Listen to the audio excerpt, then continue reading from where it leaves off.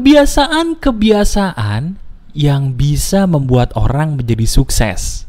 Nah, kebiasaannya seperti apa tuh? Ini menarik nih. Yuk kita bahas, ini keren.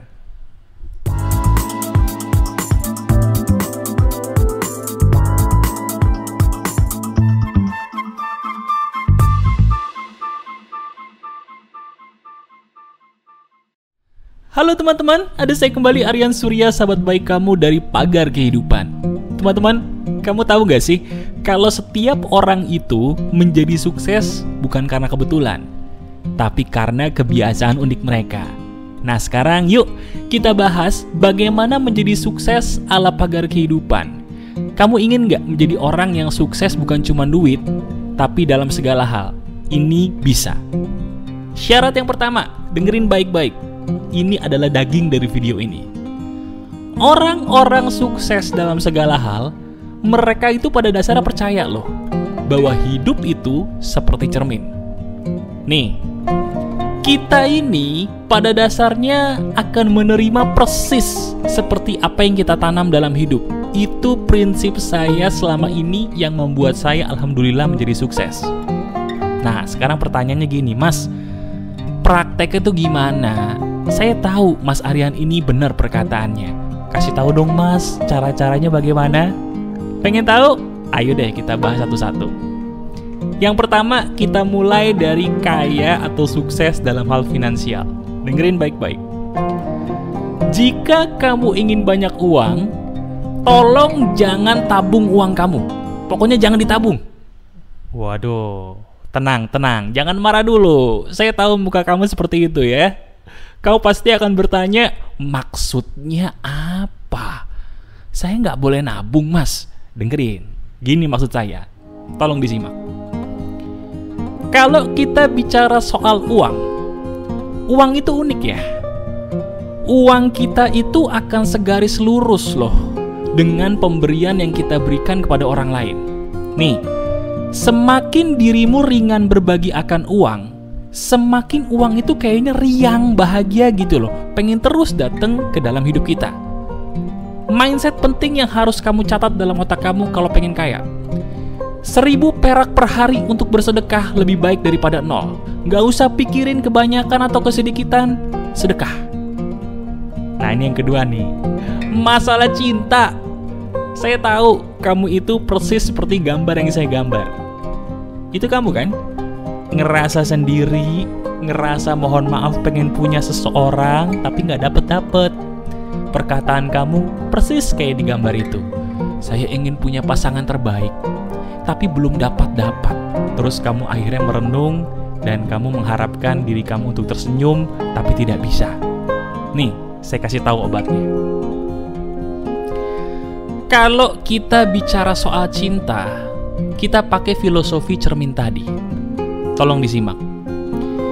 Seberapa jauh kamu mengenal diri kamu, itu jauh lebih penting dan harus kamu pikirkan terlebih dahulu sebelum dirimu mengenal orang lain.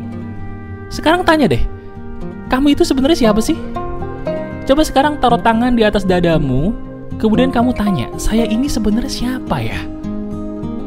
Teman-teman, ini sebuah kenyataan yang harus kamu terima ya. Kalau kita bicara soal cinta, itu bukan seberapa banyak cinta yang kamu berikan ke pasangan, tapi seberapa sering kamu mengatakan I love you pada dirimu sendiri. Itu dulu yang harus kamu pikirin selama ini. Coba deh, kalau selama ini kamu itu berpikir bahwa cinta itu adalah memberi kepada orang, itu salah. Cinta yang paling penting itu adalah cinta saya kepada diri saya sendiri dulu, titik. Jadi mulai saat ini kamu taruh di dalam pikiran kamu, cinta orang lain kepada saya itu sebenarnya adalah cerminan loh dari cinta saya kepada diri saya sendiri. Ingin dicintai orang lain, cintai dulu dirimu dengan cinta yang paling tulus. Itu mindset yang harus kamu pikirkan. Untuk karir, wah ini menarik nih. Ini permasalahan yang biasanya dialami oleh orang-orang muda. Ada orang tua yang selalu berkata begini, aduh mas, saya bingung ini, anak saya ini mau dibawa kemana karirnya mas? Pusing aku. Nih, kita pakai filosofi cermin untuk karir kamu. Teman-teman, kamu tahu nggak sih, kalau yang namanya karir kamu adalah cerminan diri kamu sendiri loh. Iya, sekarang coba lihat dirimu sendiri lagi, pakai filosofi cermin tadi. Lihat diri kamu, apa sih yang membuat kamu menjadi kamu selama ini? Bukan apa yang membuat papa mama menjadi papa mama, apa yang membuat kamu menjadi kamu. Tolong disadari ya, kamu itu unik. Kamu tidak akan pernah sama dengan orang lain walaupun orang itu kembar. Pakai mindset ini.